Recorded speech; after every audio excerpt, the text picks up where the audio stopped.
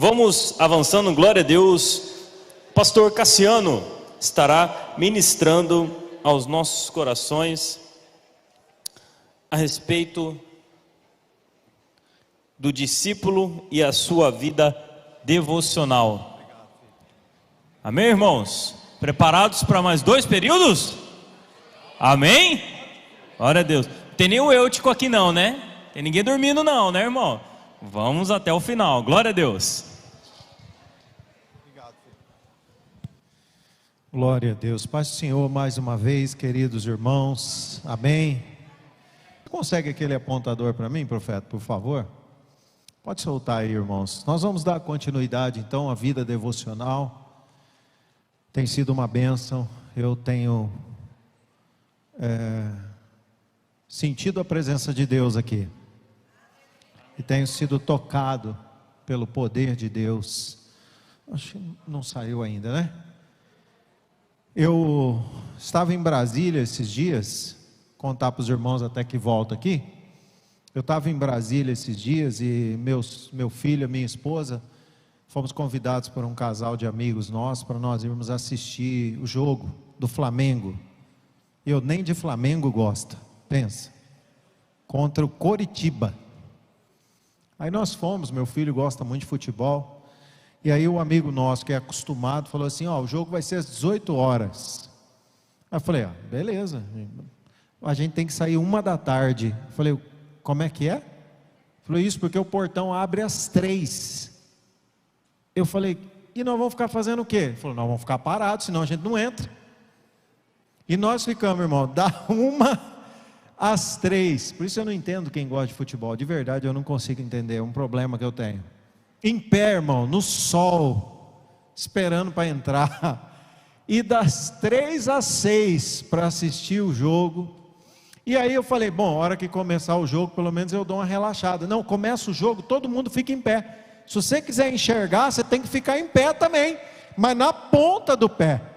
Então nós não podemos reclamar com a hora, amém, irmão? Porque o povo lá no mundo sofre, viu? E tem uns crentes bobos que quer sofrer também, tipo nós. Pode passar aí, meu filho, por favor.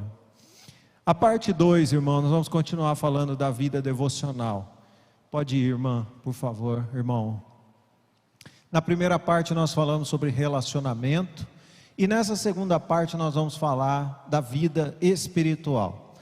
Nós vamos trabalhar basicamente o capítulo 6 agora de Mateus, e vamos dar ênfase ao que Jesus expõe como sucesso para uma vida espiritual. Eu escrevi aqui uma receitinha, mas não é bem uma receita. É quais são os bons hábitos que nós temos que assumir na nossa vida a fim de que tenhamos sucesso na vida espiritual. Próximo. Primeiro, está escrito aqui em Mateus 6,2, olha que lindo: quando pois deres esmola, não faças tocar trombeta diante de ti, como fazem os hipócritas nas sinagogas e nas ruas, para serem glorificados pelos homens. Em verdade vos digo que já receberam o seu galardão.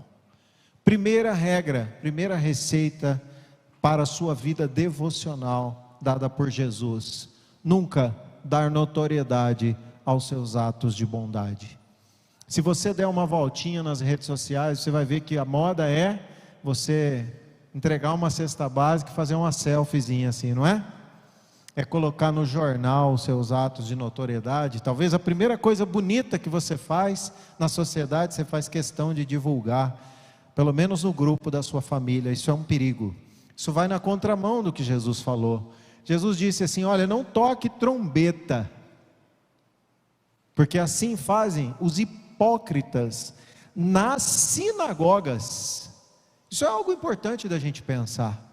Não são os hipócritas que não têm compromisso com Deus, são os hipócritas que supostamente tinham relacionamento com Deus, mas supostamente, porque na prática mesmo, eles estavam querendo só aparecer. Por isso, irmão, seja discreto. Fazer o bem é algo que tem que estar intrínseco na nossa natureza como novo cidadão do céu, amém?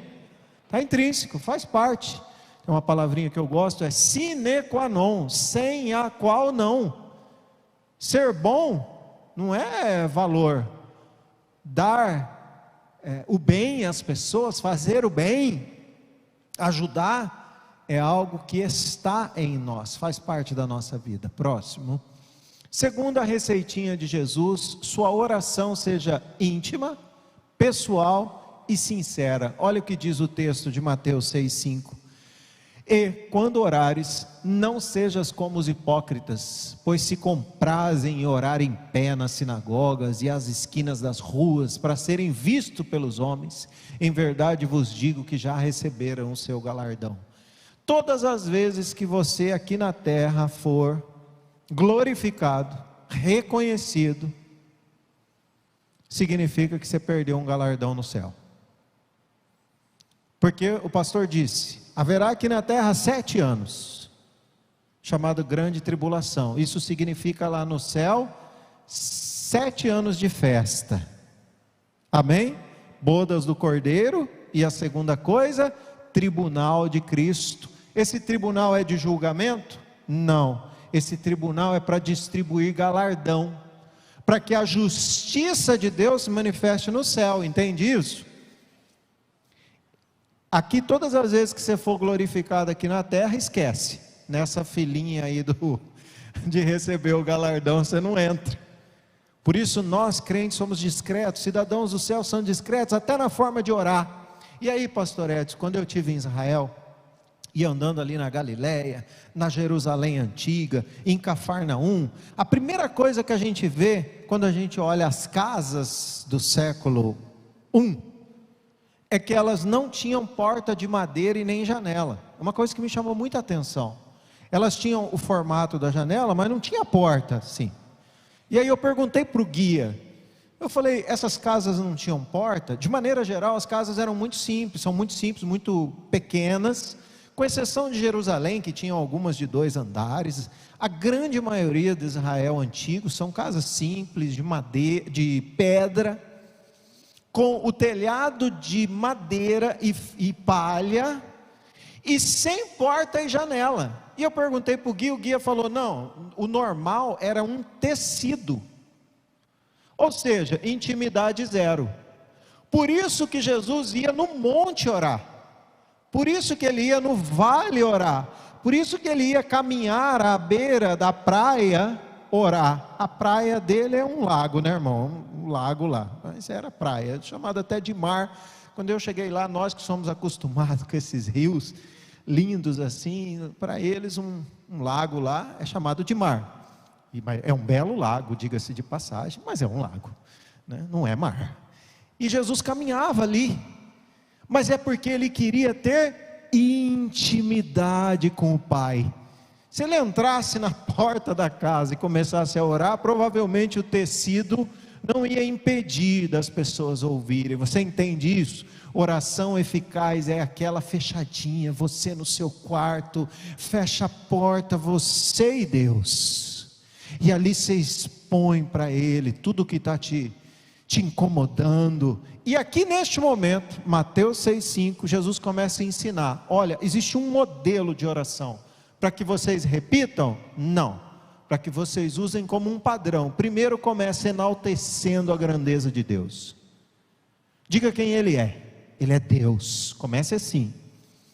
Depois, agradeça a Ele. A sua oração tem que seguir esse modelo. A gente começa muitas vezes a oração dizendo: Senhor, Tu sabes das minhas angústias, eu preciso, eu quero, eu necessito, não é mesmo? E a gente esquece. Eu gosto muito da oração da minha esposa, porque ela sempre começa dizendo assim: Pai, eu peço licença para entrar na Tua presença, porque Tu és grande. Entende isso? O que ele deu ali não foi receita. Pai nosso que estás no céu, santificado seja o vosso. É intimidade, é buscar ter relacionamento com o Pai. Oração bonita não é o que você faz aqui. Aqui é para começar a liturgia de um culto. Oração bonita é lá no seu quarto, você e Deus. Quando fecha a porta, aí as coisas acontecem, aí muda de dentro para fora. Amém? Próximo. Terceira receitinha de Jesus, Mateus 6. Aprenda a jejuar, não como penitência para convencer a Deus de algo, mas como uma forma de mostrar para você que não está no controle da sua vida. E aí Jesus diz isso aqui, ó: tu porém quando jejuares, unge a tua cabeça, lava o teu rosto, para que ninguém veja. Quando a gente jejua, ninguém pode saber. E as pessoas erram ao jejuar pedindo algo a Deus. Pastor, é errado então eu orar pela bênção de um filho ou algo tão... Não, só que entenda, há um processo. Você ora e aí você diz para você: ei, as tuas vontades humanas não podem prevalecer, tenha fé. E aí, ao você ser impactado pelo jejum, você consegue interceder ou fazer uma oração intercessória por alguém. Entende que é um processo? O jejum não é para pagar penitência, e nem tampouco é para você ficar horas sem comer e sem beber e depois dizer para Deus: ó Deus, está vendo como eu sou um flagelado, está vendo como eu necessito mais do que os outros. Não, o jejum é para mostrar para você: ei Cassiano, você não está no controle da sua vida. Nosso pastor Edivaldo diz sempre, né? Eu acordo todos os dias e me demito da minha própria vida. Você está demitido. Hoje não sou eu que vivo, mas é Cristo que vive em mim. Faz toda a diferença. Jejum não é penitência, e jejum não é troca. Jejum é para mostrar para você que as coisas espirituais precisam prevalecer na sua vida, de que o lado espiritual é mais forte do que o lado carnal, porque a nossa carne tende sempre ao pecado, e o pecado nos afasta de Deus. Amém? É isso que Jesus vem trabalhando aqui. Próximo. Controle sua ansiedade. Foco no aqui e agora. Olha o que Jesus disse em Mateus 6:25. Por isso vos digo, não andeis cuidadosos quanto à vossa vida, pelo que haveis de comer ou pelo que haveis de beber, nem quanto ao vosso corpo, pelo que haveis de vestir. Não é a vida mais do que o mantimento, e o corpo mais do que o vestuário? Quando nós olhamos Jesus falando acerca disso, nós precisamos trazer para a nossa vida cotidiana, e eu particularmente me encaixei muito nisso, porque sou uma pessoa completamente pragmática, e como um bom pragmático, eu sou uma pessoa extremamente ansiosa. E aí eu fui estudar sobre ansiedade. Próximo. E aí eu descobri, eu não sei se os irmãos sabiam disso, o Brasil é o país mais ansioso do mundo. Você sabia disso? Quantas pessoas sabiam disso? O pessoal da saúde, claro, deve ter esses dados, né? O Brasil é o país mais ansioso do mundo. Estima-se que 19 milhões de pessoas sofrem com essa doença. É um tipo de doença. Foi classificado pela OMS como um tipo de doença. Se 19 milhões de pessoas são diagnosticadas com isso, poderíamos colocar muito mais, né, irmão? Mas vamos pôr 3 pessoas ao lado dela. Nós estamos falando de aproximadamente 60 milhões de pessoas sofrem, direto ou indiretamente, pela ansiedade. Piorou muito na pandemia, mas nós ainda não conseguimos tabular. Aumenta o estresse e gera depressão. Será a maior causa de afastamento de pessoas ativas no ambiente de trabalho. Os problemas gerados pela ansiedade, principalmente a depressão. Uma pesquisa feita pela Fiocruz, 40% dos brasileiros se sentem tristes ou deprimidos. 40%, cada 10, 4, está triste ou deprimido. E 5 relatam estar constantemente ansiosos ou nervosos. Você entende a importância de Jesus abordar esse assunto e dizer assim: filhos amados, acalmem vossos corações, use das boas práticas de uma vida espiritual, jejum, oração e palavra, e confiem em mim. É isso que Jesus está falando. Depositem em mim as vossas expectativas. Calma. E quando Jesus diz aqui, olha, não andeis cuidadosos, ele não está dizendo assim, sejam displicentes. É porque tem coisa que a gente pode fazer, mas você concorda comigo que a vida é cheia de coisa que a gente não controla? E é nessa hora que em vão vigiam sentinelas. Se o Senhor não guardar a casa, não tem jeito. E aí nosso pastor Edson, grande homem de Deus, disse: a nossa geração tem errado, nós estamos dando valor. Pastor, eu anotei isso, eu preciso falar isso para a igreja em Cáceres também, apesar de que a igreja Cáceres está ali assistindo, nós somos muito bons no louvor, mas nós somos muito ruins na hora de se curvar, e a nossa geração precisa entender, que uma das estratégias do nosso adversário é nos tornar cada dia mais ansiosos, cada dia mais, sabe, precisamos resolver, precisamos fazer, precisamos acontecer. Não, precisamos ser um agente para que Deus faça, para que Ele aconteça, para que Ele apareça. Próximo, por favor. Eu aprendi na escola bíblica dominical, falei que eu ia trazer um encontro de escola bíblica, aprendi na escola bíblica a famosa pirâmide de Maslow, que algumas profissões conhecem bem, trabalham ela muito bem, chamada teoria das necessidades humanas, e ela parte de um pressuposto. Como uma boa pirâmide, ela tem uma base grande e um topo menor, e nessa teoria Maslow aborda o seguinte: olha, a base para que um ser consiga alcançar suas realizações é ele ter o básico para sua fisiologia: comida, água, abrigo e sono. Aliado a isso, a segunda coisa mais importante é ele ter segurança da família, do corpo, da propriedade. Depois é ele ter vida social, amor, amizade, família, comunidade, estima, reconhecimento, status, autoestima. E só assim ele se torna um ser criativo, talentoso, e há um desenvolvimento pessoal voltado nas realizações. Lindo isso. E eu, estudando sobre isso, percebi o porquê que o brasileiro é reconhecidamente um povo diferente no mundo. Eu, quando fui morar na Itália, eu entendi um pouco isso. Eles admiram muito o brasileiro. Por quê? Por duas razões. Primeiro, nós somos muito alegres, constantemente alegres. Estava nevando, cheguei lá, estava menos 15 graus, e eu super feliz com aquilo, e o europeu todo deprimido: vai demorar mais 6 meses para acabar essa neve. E eu: tá bom, dá para a gente esquiar aí, sei lá, fazer um negócio, dormir embaixo da coberta, porque o brasileiro é assim, nós somos assim, a gente só percebe isso quando sai daqui. Segunda coisa importante, a gente improvisa muito bem. O resto do mundo tem uma dificuldade enorme. Eu precisava de um Erlenmeyer, pastor, para fazer um experimento, e a universidade estava sem Erlenmeyer. Aí eles falaram: não, nós vamos fazer aqui uma licitação, nós pedimos perdão, senhor nobre pesquisador, mas em 1 mês nós teremos aqui 15 mil Erlenmeyer. Eu falei: já fiz a pesquisa. Como que o senhor fez? Eu falei: com garrafa PET. Não, senhor, isso é impossível dar certo. Eu falei: quando o Erlenmeyer chegar, a gente calibra o aparelho. Calibrou, deu certinho, porque o brasileiro, irmão, ele é um monstro na arte da improvisação. É um monstro. A gente só percebe isso saindo daqui.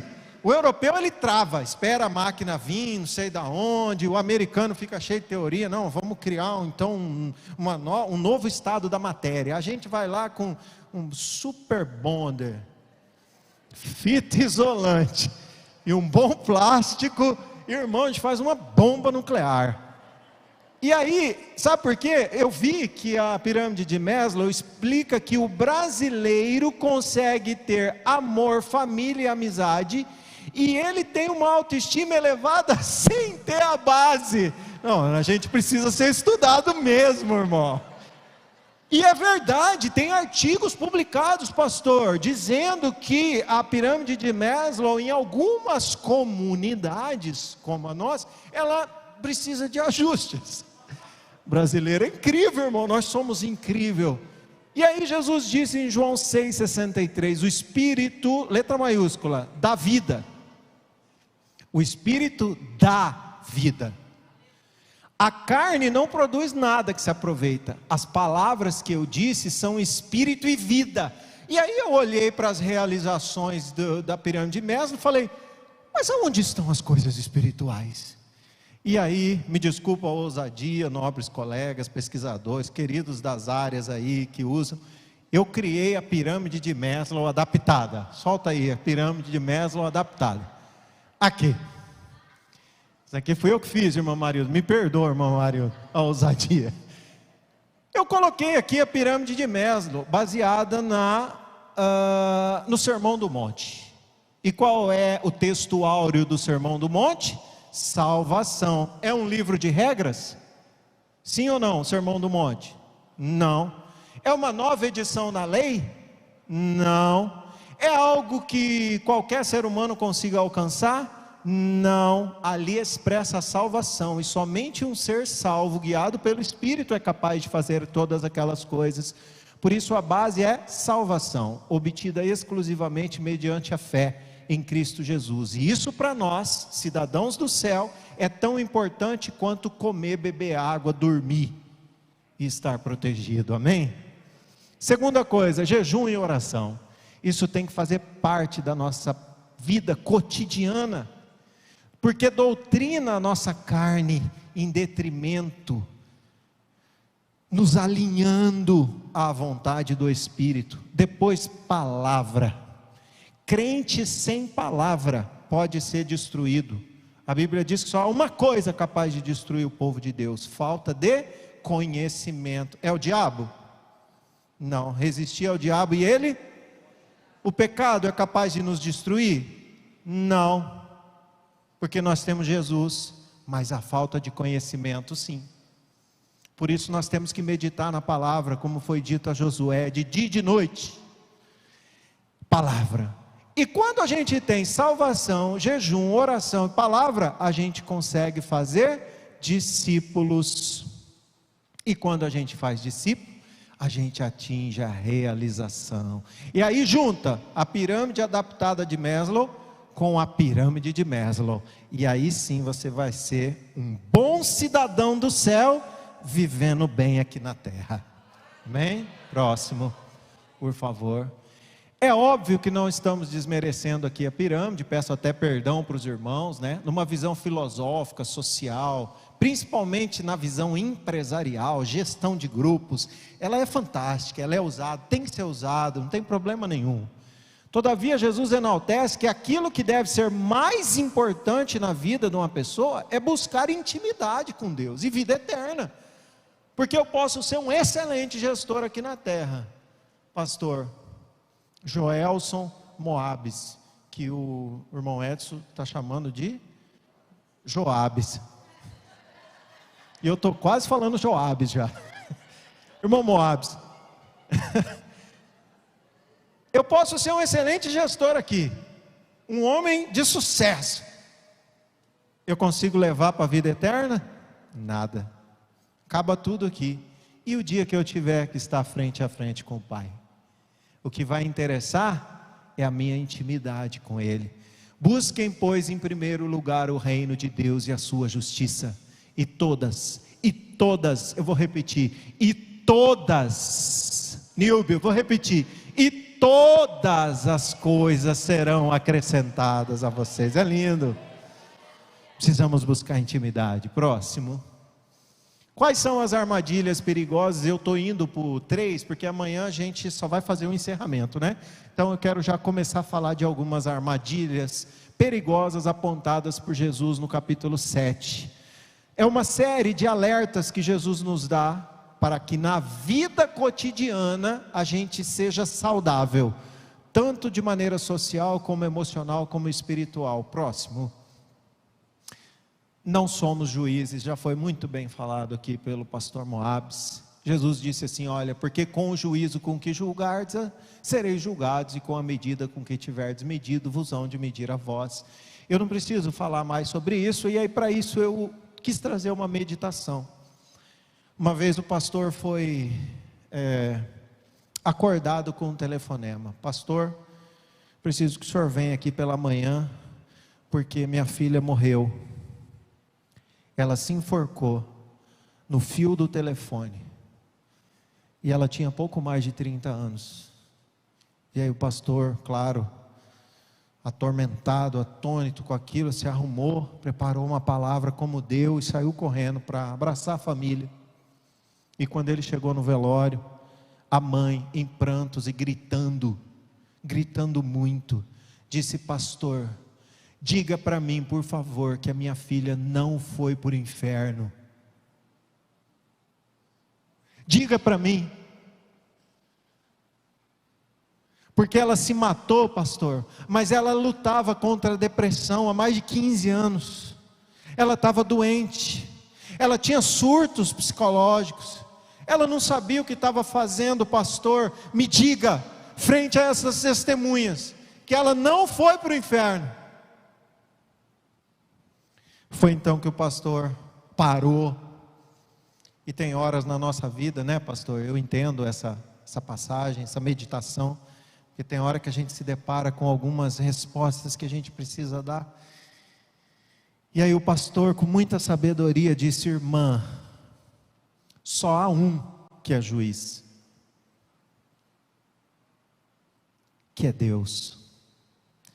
Se eu e a senhora entendemos a situação holística que cabia à sua filha, se eu e a senhora conseguimos entender o quão doente ela estava, imagina o justo juiz.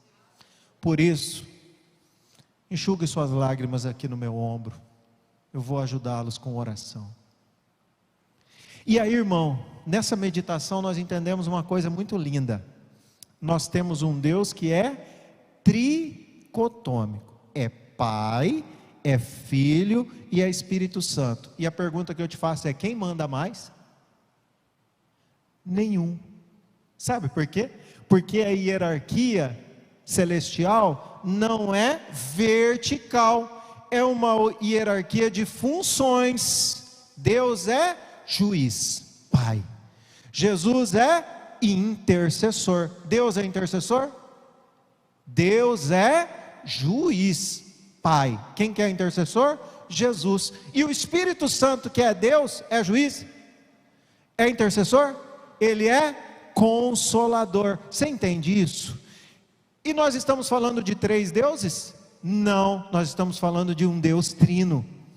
Essa hierarquia que eu estou te falando, vale também para os anjos, vale também para a igreja e vale para a família. Você sabe por que Deus colocou você, homem, como cabeça da casa?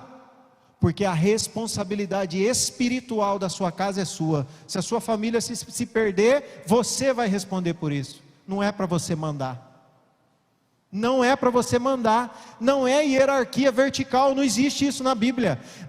Existe hierarquia de responsabilidade. E qual é a da mulher, pastor? A hierarquia da sabedoria. A mulher sábia edifica, e a tola destrói. Sabedoria não é do homem, sabedoria é da mulher, e ela tem que buscar isso em Deus. E quando ela tem, ela edifica. Ninguém manda mais do que o outro. Se alguém usar a Bíblia para dizer isso, está completamente fora de contexto, porque na Bíblia não tem quem manda, cada um tem um papel. Esse pastor usou isso, usou esse princípio, dizendo: irmã, se nós que somos humanos, falhos, imperfeitos, conseguimos entender a situação da sua filha, quanto mais Deus, deixa para Ele. Próximo. Atenção ao que é sagrado. Olha que lindo isso, irmão. Mateus 7,6. Não deis aos cães as coisas santas, nem deiteis aos porcos as vossas pérolas. Não aconteça que os pisem com os pés e voltando-se vos despedacem. A maioria das pessoas lê isso daqui e diz assim: para de evangelizar aquela pessoa que rasga a Bíblia, porque ele é porco e a gente está dando pérola para ele. Na verdade, aqueles que caluniam, escarneiam, faz o seguinte, nem ora por eles, esquece. Baseado nesse versículo aqui, as pessoas estão ensinando coisas perigosas. Você sabe por quê? Porque há um contexto no que Jesus fala, e neste mesmo contexto, nessa mesma abordagem, Jesus está falando de nós darmos atenção ao que é sagrado. E para não deixar dúvida, ele diz assim, porque aquele que pede, recebe, e o que busca, encontra, e o que bate, abrir-se-lhe-á. E qual dentre vós que é homem, que pedindo-lhe pão, o seu filho lhe dará uma pedra?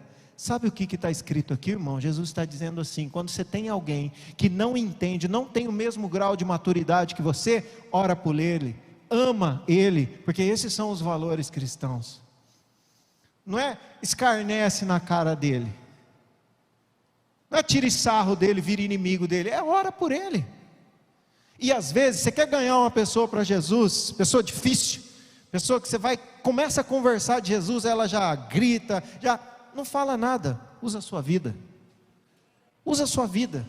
Quantas vezes, irmão, eu fui para reunião de final de ano em casa, mas virava um brigueiro. Até um dia, numa oração, eu me converti, criado aos pés de Edson Talarico. Eu queria chegar em casa e falar para o povo, irmão, que eu aprendia com ele. Falar, não gente, peraí, vocês estão errados, né? Não é assim não, olha o que a Bíblia diz. E virava um brigueiro. O que as pessoas que não são crentes dizem para nós? Ué, virou santo agora? Ué, quer saber mais que todo mundo? Até esses dias eu não sabia nada, agora a vida toda torta aí, agora vai querer dar lição de moral? É assim ou não é? Até que um dia, no meu quarto, na oração íntima, Jesus falou assim para mim: fica quieto. Fica quieto. Eu não estou conseguindo trabalhar, você não deixa. Para de falar. Aí eu, parei de falar. E você sabe o que aconteceu? O povo começou a querer saber. E aí de maneira muito mansa eu explicava. E o povo começou a orar e a jejuar. Até o dia que alguém me ligou e falou assim: você pode fazer uma oração? Aí sua vida começa a gritar. Não é o que você fala. Um dia, em 2001, presta atenção aqui, nós estamos nesse tema, atenção ao que é sagrado. Presta atenção. 2 aviões batem nas Torres Gêmeas às 7h59 da manhã. Todo mundo sabe dessa história, uma catástrofe terrível, uma tragédia. Mais de 3.000 pessoas morreram. Uma vez eu vi uma pesquisa sobre se dava para mensurar em dinheiro o valor intelectual, não vida, porque vida a gente não consegue, mas só a quantidade de pessoas que tinham ali, que eram de renome naquela torre trabalhando. É impossível de calcular. Esse trabalho chegou à conclusão que não tem dinheiro no mundo que pague o valor humano das vidas que foram perdidas ali. Só assim, economistas de sucesso, administradores de sucesso, contadores de sucesso. 7h59, todo mundo estava esperando a manifestação do presidente George W. Bush na época, e ele foi se pronunciar só à noite, às 20h30, horário de Brasília. Das 7h59 da manhã até a noite, estava todo mundo esperando para ver o que esse homem ia falar. Este homem, para quem não lembra, em 2001, talvez tem gente aqui que nem era nascido, ele era notoriamente um presidente que toda segunda-feira Billy Graham orava na Casa Branca. Ele era reconhecidamente um homem que em toda reunião administrativa levava pastores, fazia questão de levar pastores. Ele era um homem que falava sobre conceitos de família, de fé, de amor.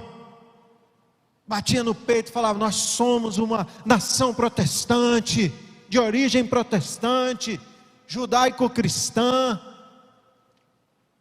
Às 8h30, está aí na apostila de vocês, tem parte do pronunciamento dele. Ele diz assim: está declarada a guerra.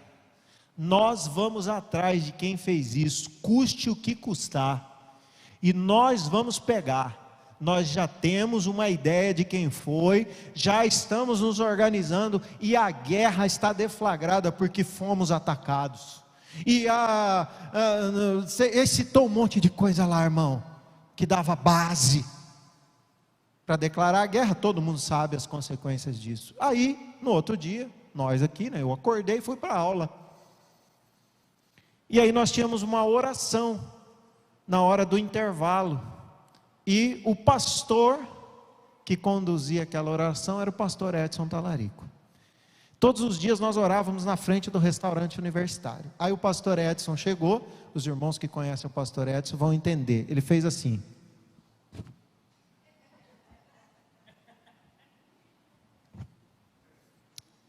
A nação americana perdeu ontem uma oportunidade dada por Deus de evangelizar o mundo inteiro.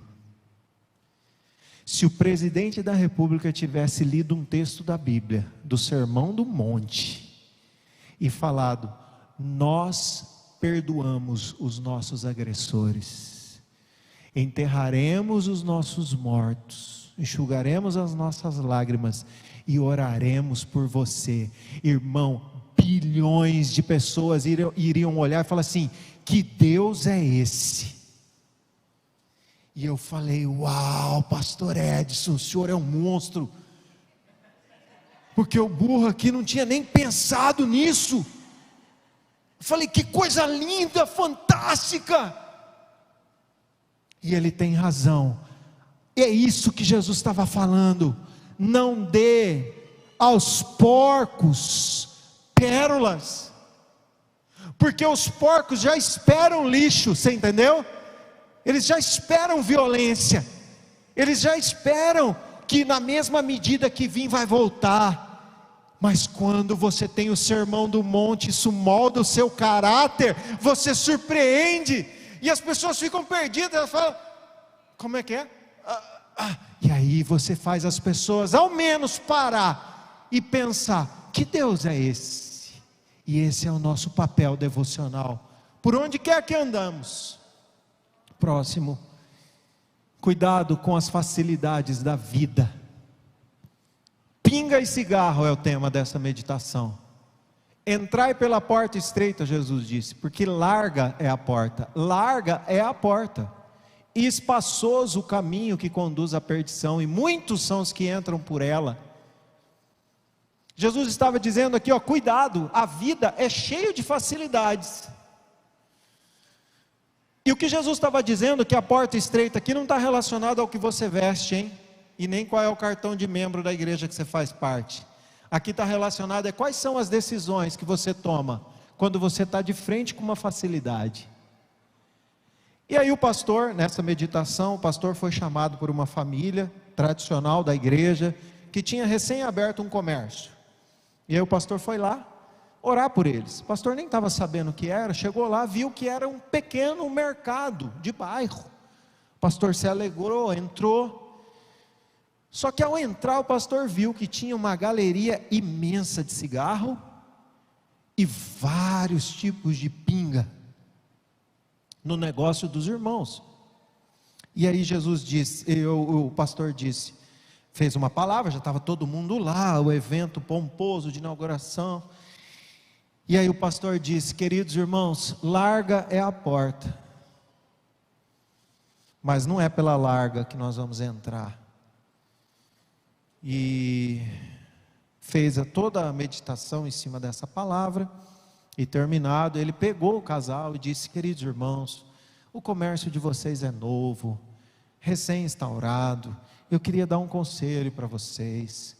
Vocês estão vendendo um produto que as pessoas aqui na nossa cidade, que são pobres, ela compra e ela sai e vai bater na mulher, espancar os filhos, ela perde serviço, ela se torna um alcoólatra em potencial, e vocês estão sendo facilitadores disso, vocês entendem?